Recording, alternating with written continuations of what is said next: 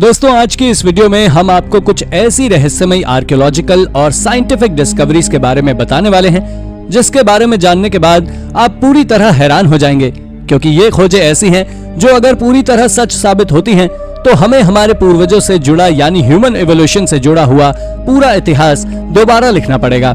तो चलिए जानते हैं इन्हीं रहस्यमयी खोजों के बारे में हमारी इस वीडियो के जरिए।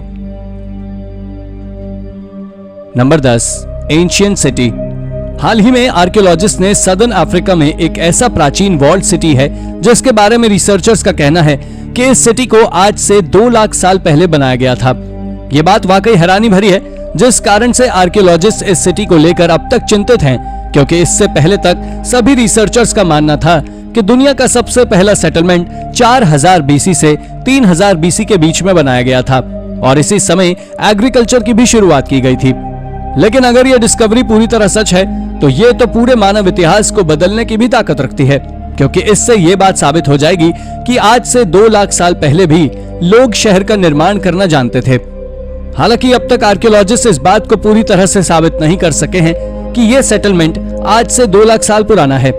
आपको बता दें कि अब तक पूरी तरह प्रूव किया गया पहला ह्यूमन सेटलमेंट आज से केवल 10,000 साल पुराना ही है। Number 9, the great flood and the comet.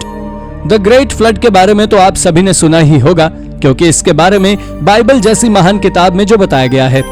Bible के अनुसार इस दुनिया में पहले कई सारे सिविलाइजेशंस थे जो आज के समय जितने ही एडवांस थे, लेकिन उसके बाद एक बहुत विशाल बाढ़ इस पृथ्वी पर आई जिसके कारण वो सभी सिविलाइजेशंस पानी के नीचे डूब गए। लेकिन जब 17वीं सेंचुरी में सर आइजैक न्यूटन और विलियम विस्टन उसी ग्रेट फ्लड पर रिसर्च कर रहे थे, तभी ऊपर से एक बहुत विशाल कॉमेट निकला जो दिन में आग के गोले की तरह चमक रहा था और उसका ग्रेविटेशनल फोर्स भी बहुत ज्यादा था, जिसको देखने के बाद दोनों महान लोगों ने इस बात का अंदाजा लगाया कि यही कॉमेट आज से 2000 साल पहले पृथ्वी के और भी करीब से निकला होगा, जो बाइबल में बताई गई द ग्रेट फ्लड का कारण होगा और इसी कारण से वो सभी सिविलाइजेशंस तबाह हो गए। मगर क्या ये थ्योरी सच है? इसके बारे में आपका क्या कहना है? हमें कमेंट करके जरूर बताएं। Number 8, ancient swords. दोस्तों, यह डिस्कवरी जर्मनी के एंडेक्स के बावेरिया से की गई थी, जहां से आर्कियोलॉजिस्ट को 2800 साल पुराना तलवारों का एक ऐसा जोड़ा मिला है जो न सिर्फ आयरन एज के समय का है, बल्कि आज के समय यह सदर्न जर्मनी में खोजा गया आयरन एज के समय का सबसे पुराना वेपन है। इन दोनों स्वॉर्ड्स को असल में एक कब्र के अंदर से खोजा गया था, जिसने और भी कई सारे आर्टिफैक्ट्स जैसे सेरामिक वेसल्स, कुछ और स्वॉर्ड्स, ब्रॉन्ज से बनी ज्वेलरी और कुछ अन्य सामान थे जो आयरन एज के लोगों के लिए काफी महत्वपूर्ण थे। इसके साथ ही जो कल्चर वहां पर आज से 2800 साल पहले रहता था उसे हालस्टाट कल्चर के नाम से जाना जाता है। खैर, ट्विस्ट तो इस बात का है कि इसमें से एक स्वॉर्ड आयरन एज के स्वॉर्ड की तरह ही थी, तो एक ब्रॉन्ज एज में डिजाइन की गई थी। लेकिन अगर ऐसा है कि आज से 2800 साल पहले के लोग दोनों तरह की तलवारों का यूज करते थे, तो अब तक की बहुत सी डिस्कवरी पूरी तरह गलत साबित हो सकती हैं। Number 7, the earliest artwork. Archaeologist के एक ग्रुप ने इंडोनेशिया में एक केव के अंदर बनी कई सुंदर पेंटिंग्स को खोजा है। आपको बता दें कि पेंटिंग्स आज से 39,900 साल से भी ज्यादा पुरानी हैं। पर अगर ऐसा है तो हम प्राचीन दुनिया के बारे में आज तक सही जानकारी कभी जुटा ही नहीं सके हैं। इसको खोजे जाने के बाद आज ये पूरी दुनिया की सबसे प्राचीन केव पेंटिंग्स बनी हुई हैं, जिन्हें आइलैंड ऑफ सुलावेसी यानी कि उसी आइलैंड से खोजा गया था, जिसके बारे में ऐसा कहा जाता है कि यहाँ दुनिया के सबसे पहले artist renaissance Florence stone age के दौरान आए थे। आपको जानकर हैरानी होगी कि जिस तरह की केव पेंटिंग्स को यहाँ इंडोनेशियन आइलैंड से खोजा गया है, ठीक उसी तरह की केव पेंटिंग्स को यूरोप से भी खोजा जा चुका है। लेकिन यूरोप में खोजी गई वो पेंटिंग्स इन इंडोनेशियन आइलैंड पर खोजी गई पेंटिंग्स जितनी पुरानी नहीं है। Number 6, shipwrecks. दोस्तों, ये बात इटली के सिसिली की है। जब एक सेबास्टियानो टूसा नाम के आर्कियोलॉजिस्ट एक डेंटिस्ट के पास पहुंचे तो उन्होंने वहां देखा कि डेंटिस्ट एक रोमन शिप के पीस को सजा कर रखे हुए है।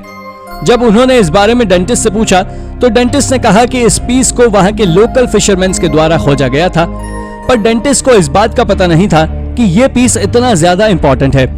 दरअसल आर्कियोलॉजिस्ट ने बताया कि यह शिप का पीस प्राचीन समय में हुए एगेट्स जैसे लेजेंडरी बैटल का है, जिसे रोमन रिपब्लिक और कार्थागिनियंस के बीच 241 बीसी में लड़ा गया था।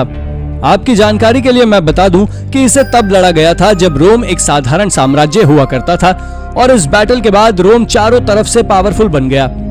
आपको बता दें कि इस शिपरेक से मिलने के पहले तक आर्कियोलॉजिस्ट इस बात को सच नहीं मानते थे, क्योंकि इससे पहले तक आर्कियोलॉजिकल डिपार्टमेंट के पास इस बैटल के बारे में कोई भी सबूत नहीं थे। लेकिन इस पीस के मिलने के बाद आर्कियोलॉजिस्ट ने ना जाने कितने सारे शिप्स के मलबे और एक रोमन टाइप के शिप के डिजाइन को भी ढूंढा है। Number 5, the origin of Mankind. यह खोज अफ्रीका में की गई जो आज मानव जाति के लिए कई सवाल पैदा कर रही है। दरअसल 1947 में रॉबर्ट ब्रूम और उनके दोस्तों ने एक एंशिएंट प्री ह्यूमन के फॉसिल्स को एक केव से खोजा था, जिसका उन्होंने मिसेस प्लेस नाम दिया था। आज के समय उस केव को आज क्रेडल ऑफ मैनकाइंड नाम से जाना जाता है। साथ ही उस केव में बहुत सारे ऑस्ट्रेलोपिथेकस के फॉसिल्स भी मौजूद हैं।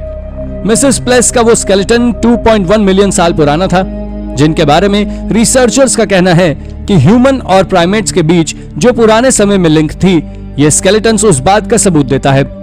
लेकिन अब जो सवाल आता है वो ये है कि ये ह्यूमन फॉसिल्स इथोपिया में खोजे गए ह्यूमन फॉसिल से भी ज्यादा पुराने हैं, तो क्या दुनिया के सबसे पहले इंसान इथोपिया में नहीं बल्कि अफ्रीका में ही आए थे?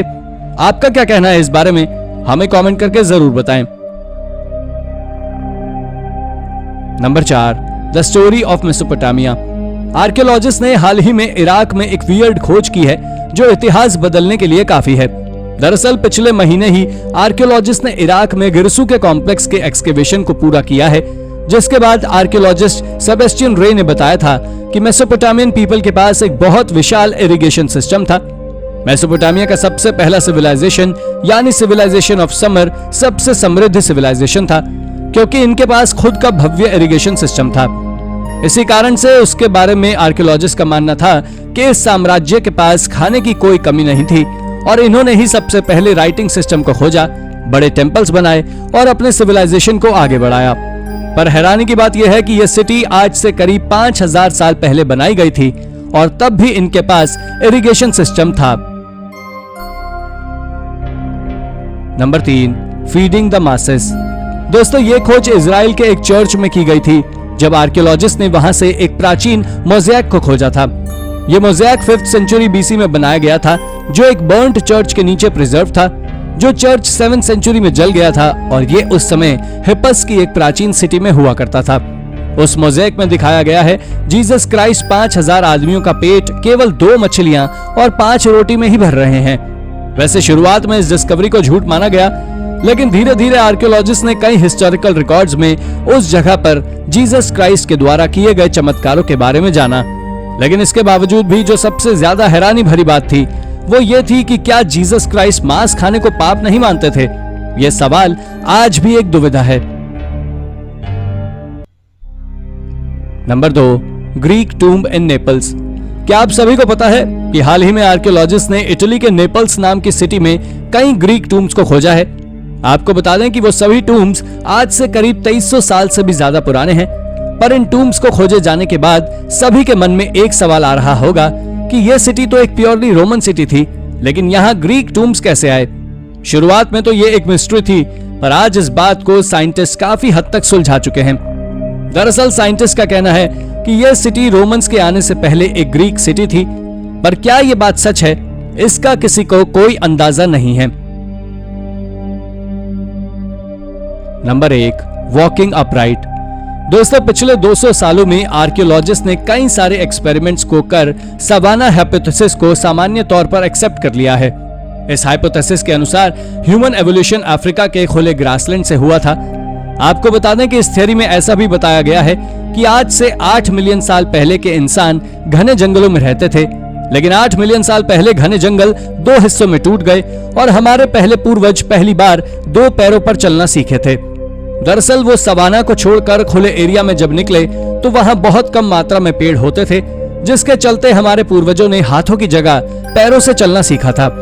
खैर, इसके बारे में जियोलॉजिकल मॉडर्न रिसर्च कहती है कि घने जंगलों का हिस्सों के टूटना या ऐसा कुछ किसी भी होमिनिड्स के 2 पैर पर चलने के 3 मिलियन साल पहले हुआ था।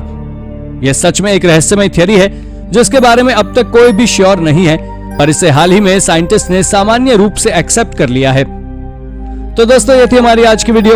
अगर आपको वीडियो पसंद आई हो तो वीडियो को लाइक करें और हाँ जाते जाते चैनल को सब्सक्राइब भी जरूर कर दीजिएगा। धन्यवाद।